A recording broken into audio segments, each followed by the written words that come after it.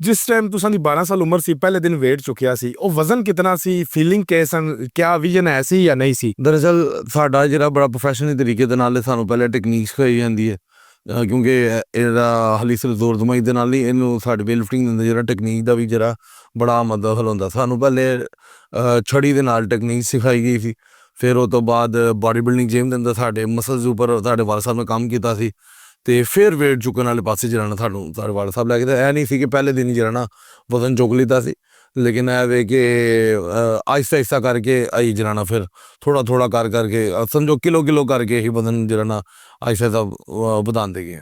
ਵੈਸੇ ਪਹਿਲਾਂ ਚੁੱਕਿਆ ਕਿਤਨਾ ਸੀ?